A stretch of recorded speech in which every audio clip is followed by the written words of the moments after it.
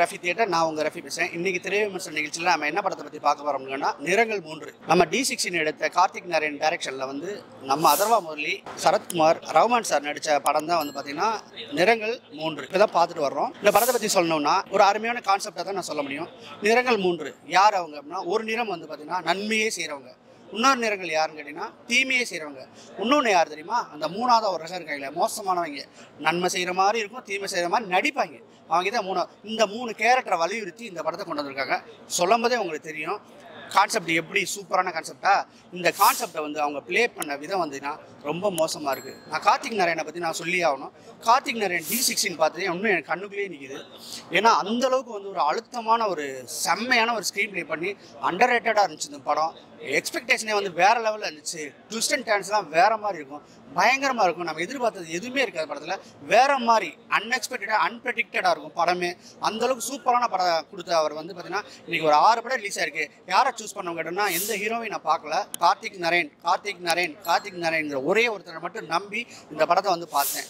ஆனால் பார்த்தீங்கன்னா எனக்கு ரொம்ப வந்து சங்கடப்படுற அளவுக்கு பண்ணிட்டாப்புல. ஃபஸ்ட்டு 10 நிமிஷத்துலேயே அந்த ஸ்டோரிக்குள்ளே போகிறாங்க, ரொம்ப அருமையாக இருக்குது. ஆஹா, நம்மளை தூக்கி எங்கேயோ கொண்டு போய் நிப்பாட்ட போகிறாங்கன்னு. அதுக்கு தோத மியூசிக்கும் வந்து செம்மையாகவே இருந்துச்சு. அதுக்கு தோத ஆர்டிஸ்ட்டுமே எல்லாமே நல்லா இருந்துச்சு. செம்மையாக சப்போர்ட் பண்ணியிருக்காங்க. நம்ம எங்கேயோ போய் நிற்க போகிறோம் அப்படின்னு நினச்சி பார்த்தா அப்படியே நம்மளை வந்து சீட்டுக்கு பின்னாடி தள்ளி அதுக்கும் கீழே போய் படுறான்ற அளவுக்கு ஸ்க்ரீன் ப்ளே பண்ணியிருக்கிறது வந்து என் மனசுக்கு ரொம்ப கஷ்டமாக போயிடுச்சுன்னு தான் நான் சொல்ல முடியும். கேரக்டர் பார்த்தீங்கன்னா ஒரு கேரக்டருமே நல்லா இருக்குது. இந்த படத்தில் என்ன சொல்ல வர்றாங்க அப்படின்னு கேட்டிங்கன்னா, படத்தில் வந்து போதையை ஊக்குவிக்கிற மாதிரி இருக்குது. ஸ்ட்ரெஸ் ஆனால் நீ போதையை போடுறா, ஸ்ட்ரெஸ் ஆனால் நீ வந்து பவுடரை போடுறா அப்படின்னு எல்லா பவுடரும் யூஸ் பண்ணிட்டு போதை ஏற்றிட்டு அதர்வாயெல்லாம் வந்து ஒரு ரியாக்ஷன் காமிக்கிறாங்க. போதை ஆனவங்கன்னா என்ன ஆகிறான்னு சொல்லிட்டு மண்டை சுற்றுது, அது சுற்று, இது சுற்றுது, பார்த்தோன்னா காமிச்சிட்டே இருக்காங்க. நம்மளுக்கு தலையே சுற்றுது. ஏன்னா ஒரு ரியாக்ஷன் எத்தனை நிமிஷம் காமிக்கணும்? ஒரு 30 செகண்ட், ஒரு 40 செகண்ட்லேயே வந்து நம்ம கன்வே பண்ணிடணும். இவன் போதையை போட்டான்னு சொல்லிட்டு அந்தளவுக்கு வந்து குரூஷியலை காமிச்சாவே நம்ம மனசில் என்ன ஆகும், போதையை போட்டான் அதனால தான் இப்படி ரியாக்ட் பண்ணுறான்னு சொல்ல முடியும். இதை பார்த்தா காமிச்சிக்கிட்டே இருக்க ஒரு 10 நிமிஷம் காமிச்சிக்கிட்டு இருக்காங்க. அங்கெல்லாம் லேக் வந்து ரொம்ப துடிச்சிச்சு.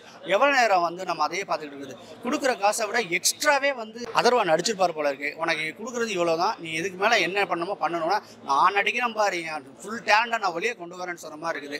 கதை கேட்டு நடிச்சாரா, கதை கேட்காம நடிச்சாரா, ஒன்லி டேரக்டர் நம்பி தான் பண்ணியிருக்கணும்னு நினைக்கிறேன். அதர்வோட கேரக்டர் வந்து ரொம்பவே நல்லாவே இல்லை, கரெக்டாக செட்டில் ஆகல, எங்கேயுமே கிரிப் இல்லை, கனெக்டும் ஆகலை. அவர் வந்து ஒரு டேரக்டராக இருக்கார். அவருடைய ஸ்கிரிப்ட் தொலைஞ்சு போச்சுன்னா அதை எப்படி ஃபைண்ட் அவுட் பண்ணணும், அதுக்கு என்ன ஃபேஸ் பண்ணணும், ப்ரொடியூசர் கவுன்சில் இருக்குது, எல்லாமே இருக்குது, அதில் போயிட்டு நம்ம எப்படி டீல் பண்ணணும், அதெல்லாம் விட்டு அதுக்காண்டி போதையை போட்டு அவர் பண்ணுறதுக்கு படத்தோடைய அவருடைய ரோல் என்ன, ஹீரோ, அந்த ஹீரோ ரோலையே மறந்துட்டு ஒரு கேரக்டர் ஆர்டிஸ்ட்டுக்கு கீழே என்ன பண்ணுவாங்க, ஒரு ஃப்ரெண்டு, ஹீரோடைய ஃப்ரெண்டு என்ன பண்ணுவான், அதை பண்ணிட்டாப்ல. அதனால அந்த ஹீரோ வந்து அங்கே ஹீரோவாக காலி.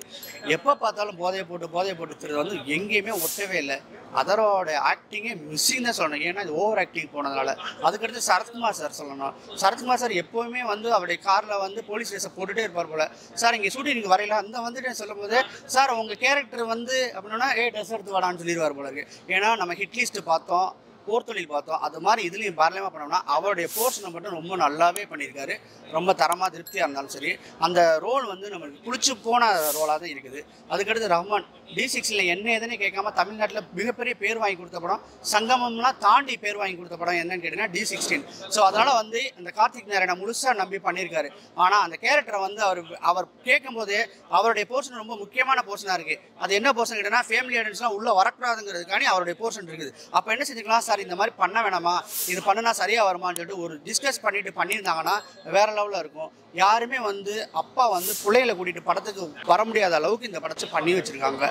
அதுக்கடுத்து அம்மு அபிராமி ஒரு அருமையான பொண்ணு, வளர்ந்து வர்ற ஆர்டிஸ்ட்டு, ஒரு நல்ல பெர்ஃபார்மர்னு தான் சொல்லலாம். அவங்கள வந்து இந்த படத்தில் வேஸ்ட் பண்ணிட்டாங்கன்னு தான் சொல்ல முடியும். மொத்தத்தில் பார்த்தீங்கன்னா எல்லாருமே காலி பண்ணிட்டாங்க. மியூசிக் வந்து படத்துக்கு பெரிய பலம், ஒளிப்பதிவு வந்து மிகச்சிறப்பாக இருக்குது. நைட் எஃபெக்ட்லாம் செம்மையாக இருக்குது. ஆனால் ஒரு ஹாரர் த்ரில்லருக்கு, ஒரு சஸ்பென்ஸ் த்ரில்லருக்கு என்ன தேவையோ அதை வந்து சரியாக கொடுக்கலன்னு தான் நான் சொல்ல முடியும். ஏன்னா நம்மளை வந்து சீட் எடுத்து கொண்டு வந்து வச்சுட்டு நம்ம வந்து அந்த கேரக்டரை பார்த்துட்டு பயப்படணும். அந்த மாதிரி பயம் என்றைக்கு வந்துச்சோ அப்போ தான் இந்த த்ரில்லர் வந்து சக்ஸஸ் ஆகும்.